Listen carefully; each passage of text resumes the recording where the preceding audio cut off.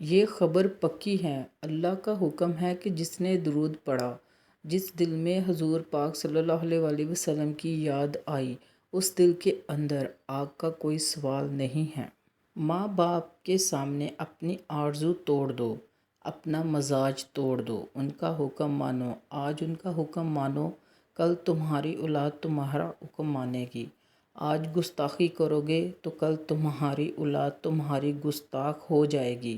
یہ دنیا میں نگد بات ہوتی ہے، اس لیے ان کا کہنا مانتے چلے جاؤ، یہ عبادت ہے۔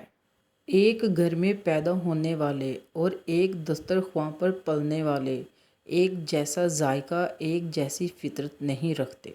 بدمزاج ہونا اتنا خطرناک نہیں جتنا بدتمیز ہو جانا، کیونکہ بدتمیز آدمی الفاظ کے غلط استعمال کا مجرم بھی ہے۔ الفاظ کے صحیح استعمال کی توفیق نعمت ہے، یہ نعمت بھی کم انسانوں کو نصیب ہوتی ہے۔ آپ درود شریف سے پانی دم کر کے اپنے گھر کے چاروں کونوں میں پھینک دیا کرو، اس طرح گھر میں راحت اور آسانی پیدا ہو جائے گی۔ گناہ کی تلاش میں جاؤ تو سارا لاہور سینماؤں سے بھرا ہوا ہے، بلکہ ویڈیو سے بھرا ہوا ہے، اور نیکی کی تلاش میں جاؤ تو سارا لاہور نیک ہے۔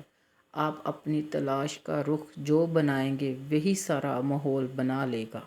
آپ کے ساتھ اگر کسی انسان نے زیادتی کی ہے تو اس کے دو فیصلے ہیں، یا تم اس کا فیصلہ کر لو یا اللہ کے حوالے کر دو۔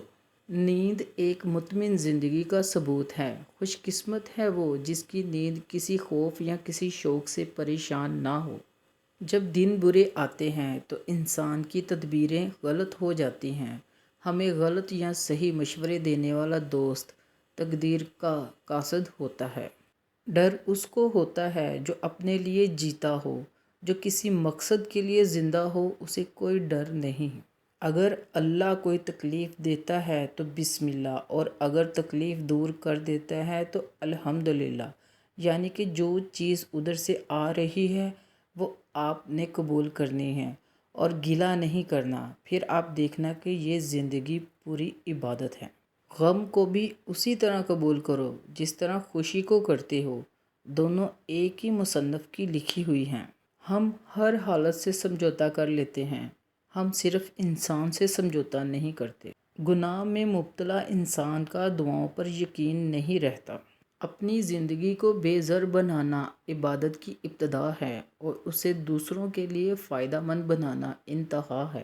خواہش بھی ہماری اور توقع بھی ہماری، یوں غم کا انتخاب ہم خود کرتے ہیں۔ اس سے پہلے کہ ہم سے سب کچھ چھن جائے، ہمیں بہت کچھ چھوڑ دینا چاہیے۔ عبادت غرور پیدا کرے تو مر گئے، برباد ہو گئے۔ گناہ عاجزی پیدا کر جائے تو شکر ہے بچ گئے۔